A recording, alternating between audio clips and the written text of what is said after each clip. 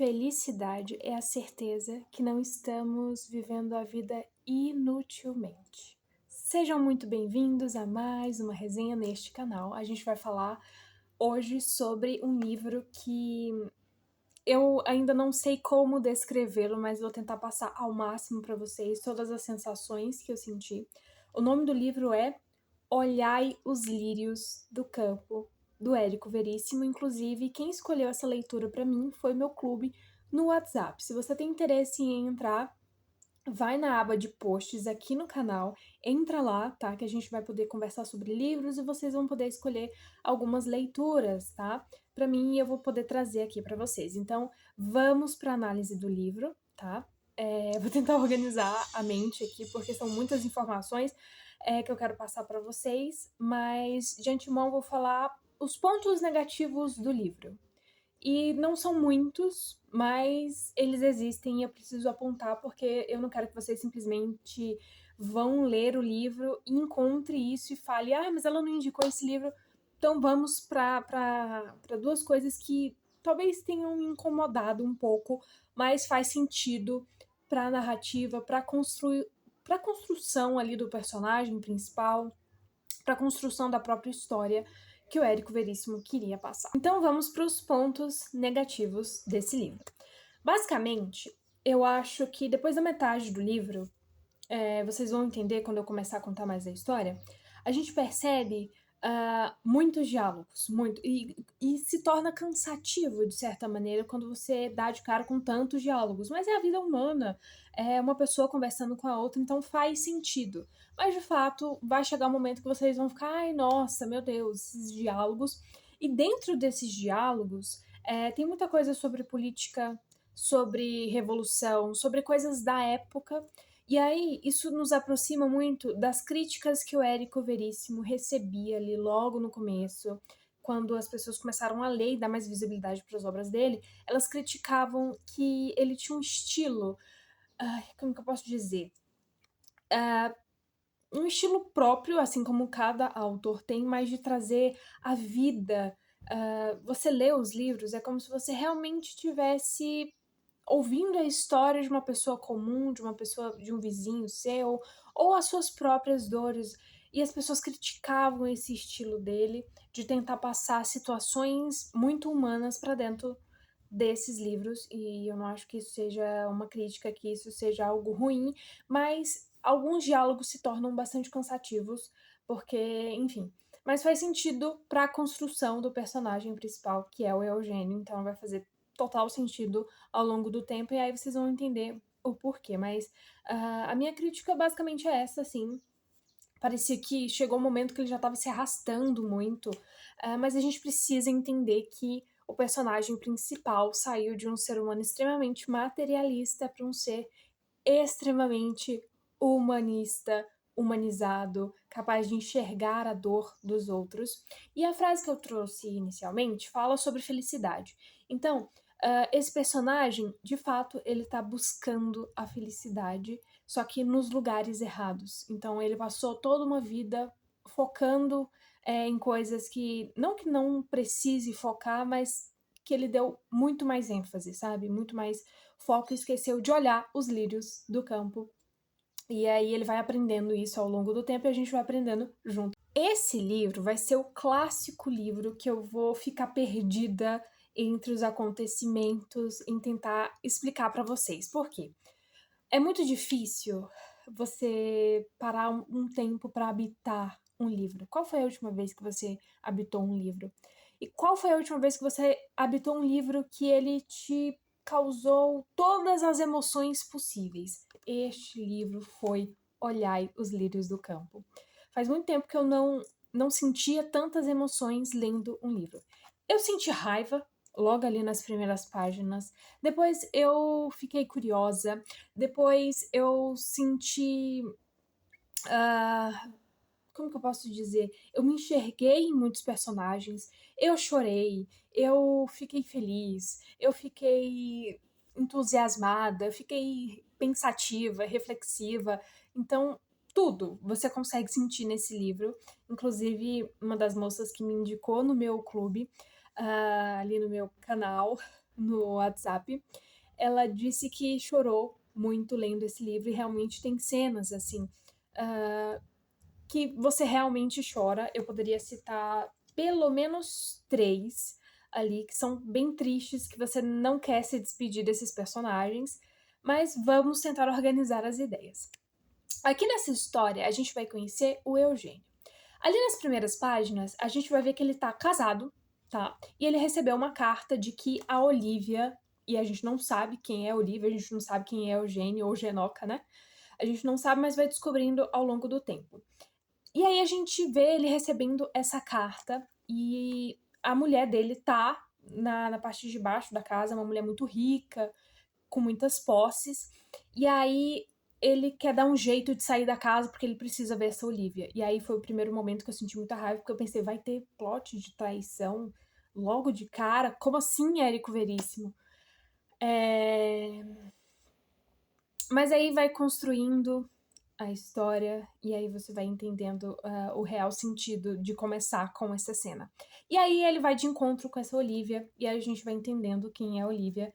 E aí a gente já pula para uma outra parte que é contando a trajetória do Eugênio. Ele era um rapaz pobre, muito pobre, assim como 50%, 90% dos brasileiros são. Então você vai se identificando com a dificuldade, o apego à vida profissional, a ter uma carreira, a estudar, a sair daquele ambiente, né? E aí a gente vai vendo isso. A gente vai conhecendo a família dele, a gente vai conhecendo os pensamentos dele, né?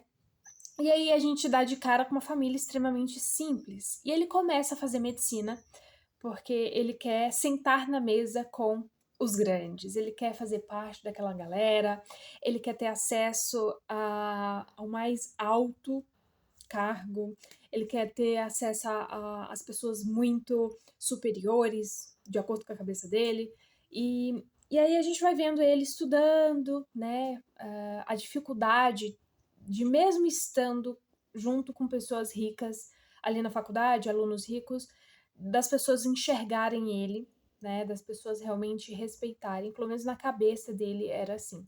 E aí tem uma cena que é muito triste, que o pai dele, ele trabalhava consertando roupas e simplesmente ele tá com uns amigos ali andando na rua e ele dá de cara, ele percebe que o pai dele tá vindo de encontro a ele e ele pensa, meu Deus, o que eu vou fazer? Eu não quero que as pessoas fiquem me interrogando, eu não quero que elas fiquem me humilhando porque meu pai é pobre, enfim. E ele simplesmente passa pelo pai dele e não fala nada. O pai dele meio que chama ele ali, né? Tipo, ai, nossa, filho. E ele simplesmente vira as costas e vai embora, né? E naquele dia os dois se encontram ali no jantar. O pai não fala nada, ele também não fala nada, mas fica aquela tensão, né? E aí tem uma parte muito triste, que essa parte você chora. Se você tiver o mínimo ali de sentimento, ou pelo menos você vai ficar emocionado e pensativo, que existem realmente pessoas que fazem isso, né? E aí, o pai não confronta ele, porque ele sabe que ele não teve a capacidade, não teve a possibilidade de dar tudo aquilo que o filho dele merecia ou queria. E aí a gente já logo dá um baque, assim. E aí a gente vai vendo a trajetória do Eugênio, ele se forma em medicina, conhece ali na faculdade uma moça que é a Olivia, que é ali a moça ali das cenas iniciais. E essa Olivia, ela serve não como um personagem, não necessariamente como um par romântico. Logo de cara, quando você percebe, depois que você fecha o livro, você pensa, a Olivia foi fundamental para a mudança dele. A Olivia era como se fosse um anjo na vida dele, era como se fosse um presente de Deus falando para ele se atentar a determinadas coisas. Então, todos os ensinamentos, todos os puxões de orelha que o Eugênio vai ganhando dela, depois vai ecoando mais pra frente, as coisas vão fazendo sentido. Então, é aquele tipo de pessoa que vai aparecer na sua vida e vai ser fundamental para sua percepção do mundo, vai ser fundamental para sua sensibilidade, a sua criação de sentir.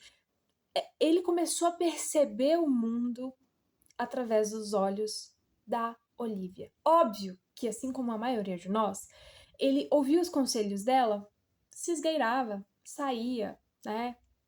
Ignorava, fazia chacota, respondia, retrucava, como a maioria de nós. Então, a gente vai vendo essa construção de uma vida extremamente sofrida, extremamente triste. Eles se formam. E aí? O que eles vão fazer? Né? Eles vão abrir um escritório, mas não tem dinheiro. Eles vão fazer parceria com outros médicos, mas ninguém quer fazer parceria, eles não têm nome, não têm reconhecimento, vão ter que começar do zero. E aí, os dois acabam ficando juntos, né? Meio que como, pra ele, como se fosse um acalento, é como se ela fosse, naquele primeiro momento, uma mulher qualquer, que, enfim, ele tava estressado, e ele simplesmente ficava com ela pra, enfim, nada de muito grandioso. Mas a Olivia sempre demonstrou muito carinho, muito respeito, muito amor por ele. Ela realmente o amava. E aí ela recebe uma proposta para ir para um outro país, ela vai, né? E ele, mais uma vez, a gente encontra um personagem aqui que ele quer ganhar o mundo, mas ele é medroso. Ele tem medo de falar o que sente, de correr atrás de determinadas coisas. Ele tem muita coragem para umas coisas e pouco coragem para outras. Ele poderia ter evitado a ida da Olivia, mas não evitou. E aí ele acaba conhecendo a Eunice, uma mulher rica de posses, que é a mulher da primeira cena. Ele conhece essa mulher, ele acaba se casando com ela por interesse, né? E ela, com aquela coisa de mulher rica, né? De querer consertar ou ter um homem que ela possa trabalhar nele, né? Então a gente vê essas nuances também. E eles ficam juntos, mas é aquela coisa. Ele tá no lugar que ele quer, que ele queria estar, mas ele não se sente confortável, as conversas não lhe são agradáveis, ele não consegue simplesmente conversar com as pessoas da família, com a roda. Ele se sente como se fosse só uma peça de xadrez mesmo. É como se ele fosse apenas parte. Não parte, porque, enfim, era literalmente como se fosse um objeto da família e da esposa. E aí ele acaba traindo ela com uma outra moça, enfim. Então a gente vai vendo esse passo a passo até o dia que ele descobre que a Olivia tá doente, que é aquela cena inicial. E ele descobre que ela tá doente e ela morre. Sim, a Eunice não sabe de nada, não sabe que ele tá traindo ela, não sabe que tem essa tal de Olivia. E a Olivia acaba morrendo, deixa várias cartas e ele descobre que tem uma filha. E assim, eu posso estar dando pequenos spoilers, mas